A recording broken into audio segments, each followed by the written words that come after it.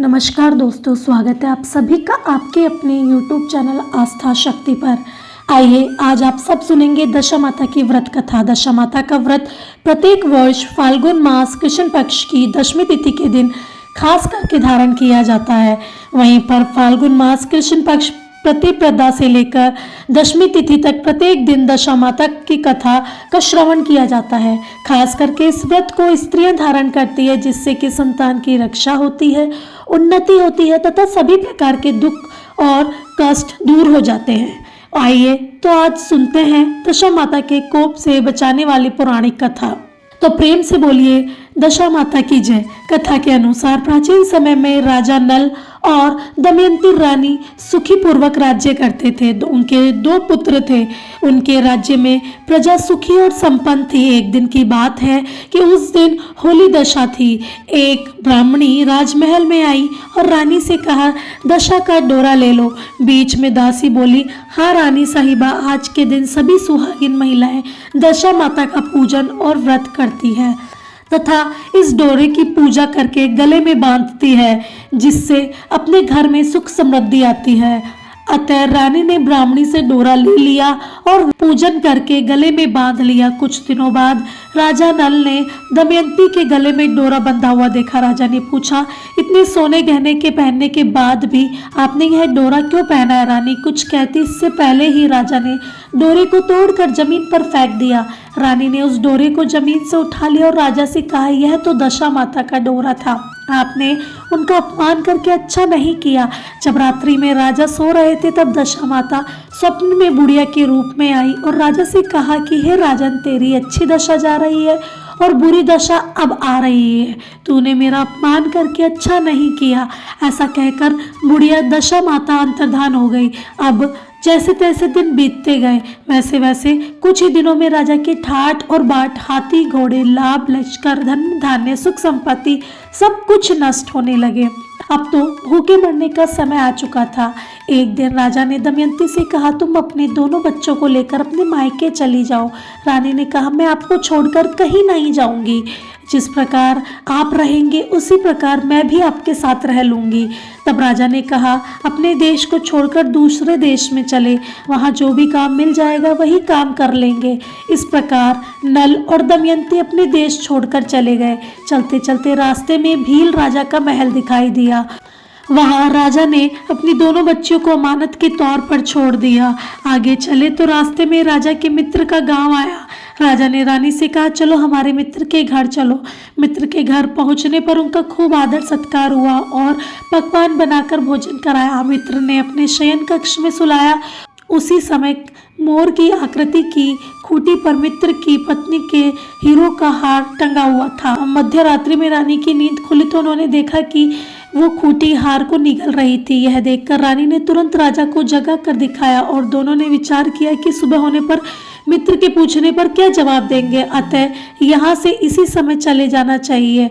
राजा रानी दोनों रात्रि को वहां से चल दिए। सुबह होने पर मित्र की पत्नी ने खूंटी पर अपना हार देखा, हार वहां नहीं था।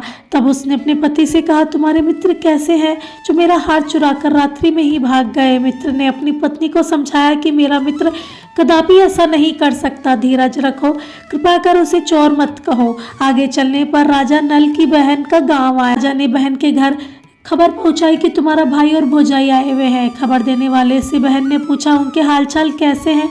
वह बोला, दोनों अकेले हैं, पैदल ही आए हैं तथा वे दुखी हाल में हैं। इनकी बात सुनकर बहन थाली में कांदा रोटी रखकर भैया भाभी से मिलने आई। राजा ने तो अपने हिस्से का खा लिया, परंतु रानी ने जमीन में ही गाड़ दिया। चलते चलते एक नदी मिली। राजा ने नदी में से मछलियां निकालकर रानी से कहा, तुम इन मछलियों को भूजो, मैं गांव में से परोसा लेकर आता हूँ। राजा गांव का नगर सेठ सभी लोगों को भोजन करा रहा था। राजा गांव में गया और परोसा लेकर वहां से चला तो रास्ते में चील ने झपटा मारा तो राजा से सारा भोजन नीचे गिर गया। राजा ने सोचा कि रानी विचार करेगी तो राजा तो भोजन करके आ गए और मेरे लिए कुछ भी नहीं लाए। इधर रानी मछलियां भोजने लगी तो दुर्भाग्य से सभी मछलियां जीवित होकर नदी में चली गई। रानी उदास होकर सोचने लगी कि राजा पूछेंगे और सोचेंगे कि सारी मछलियां खुद ही खा गई है। जब राजा आए तो मन ही मन समझ गए और वहाँ से आगे चल दिए। चलते चलते रानी के मायके का गांव आया। राजा ने कहा तुम अपने मायके चले जाओ, वहाँ दासी का कोई भी काम कर लेना, मैं इसी गांव में कहीं नौकर हो जाऊंगा। इस प्रकार रानी महल में दासी का काम करने लगी और राजा तेली के घर पर काम करने लगा। दोनों को काम करते करते बहुत दिन हो गए। जब होली दशा का दिन आया तब सभी रानियों ने सिर धोकर स्नान किया। दासी ने भी स्नान किया। दासी ने रानियों का सिर गूथा तो राजमाता ने कहा मैं तेरा सिर गूथ दूं। ऐसा कहकर राजमाता जब दासी का सिर गूथ रही थी तब उन्होंने दासी के सिर में पद देखा। यह देखकर राजमाता की आंखें भर आई।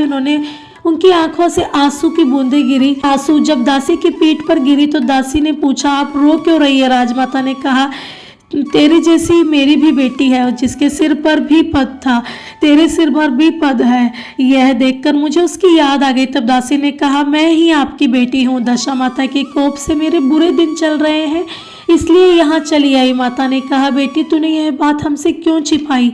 दासी ने कहा माँ मैं सब कुछ बता देती तो मेरे बुरे दिन नहीं कटते। आज मैं दशा माता का व्रत करूंगी तथा उनसे गलती की क्षमा याचना करूंगी। अब तो राजमाता ने बेटी से पूछा हमारे जमाई राजा कहाँ है? बेटी बोली वे इसी गांव में किसी तेली के घर पर काम कर रहे हैं। अब गांव में उनकी खोज कराई गई और उन्हें महल में लेकर आए। जमाई राजा को स्नान करवाया, नए वस्त्र पहनवाए और पकवान बनाकर उन्हें भोजन करवाया। अब दशा माता के आशीर्वाद से राजा नल और दमयंती के अच्छे दिन लौट आए। कुछ ही दिन बीतने के बाद अपने राज्य जाने को कहा। दमयंती के पिता ने खूब सारा धन लाकर और हाथी घोड़े लश्कर आदि सब बेटी जवाई को देकर विदा किया। रास्ते में वही जगह आई जहां रानी ने मछलियों को भुना था और राजा के हाथ से चील के झपट्टा मारने से भोजन जमीन पर गिर गया था। तब राजा ने कहा तुमने सोचा होगा कि मैंने अकेले ही भोजन कर लिया होगा, परंतु चील ने झपट्टा मारकर गिरा दिया था।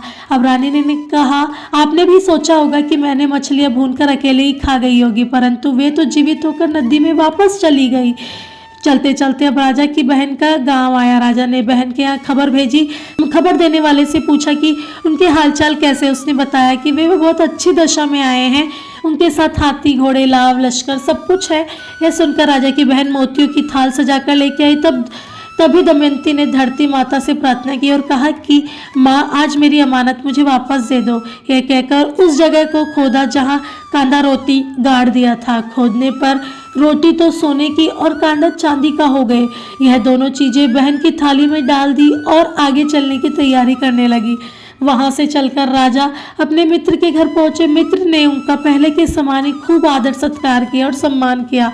रात्रि विश्राम के लिए उन्हें उसी शयन कक्ष में सुलाया। मोड़ने वाली खूंटी जो कि हार निगल चुकी थी, आधी रात के समय वह खूंटी हार उगलने लगी तो राजा ने अपने मित्र को जगाया तथा रानी को मित्र की पत्नी को जगाकर दिखाया। आपका हार तो इस खूंटी ने ही निगल लिया था, आपने सोचा होगा कि हमने हार चुराया है। दूसरे दिन प्रातःकाल नित्य कर्म के पश्चात वे वहां से चल दिए। वे भील राजा के यहाँ पहुंचे और अपने पुत्रों को मांगा तो भील राजा ने देने से मना कर दिया। गांव के लोगों ने उन बच्चों को वापस दिलाया। नल दमयंती अपने बच्चों को लेकर अपनी राजधानी के निकट पहुंचे तो नगरवासियों ने लाव लश्कर के साथ उन्हें आते देखा। सभी ने बहुत प्रसन्न होकर उनका स्वागत किया तथा गाजी बाजी के साथ उन्हें महल पहुंचा दिया। राजा का पहले जैसे ठाट बाट हो गए। राजा नल और दमयंती की दशा पर माता ने पहले प्रकोप दिखाया। ऐसी दशा किसी को मत दिखाना माँ, और जैसी बाद में दिखाई वैसी सभी को दिखाना। तो प्रेम से बोलिए दशा माता की जय। आशा करती हूँ आपको यह कथा अच्छी लगी होगी और इसी प्रकार से ज्ञानवर्धक जानकारियाँ तथा कथा श्रवण करने के लिए आप जल्दी से हमारे चैनल को ज्वाइन कर लीजिए। शेयर कीजिए इस वीडियो को ज़्यादा से ज़्यादा और लाइक और कमेंट जरूर कीजिए। जय हो दशा माता की। धन्यवाद।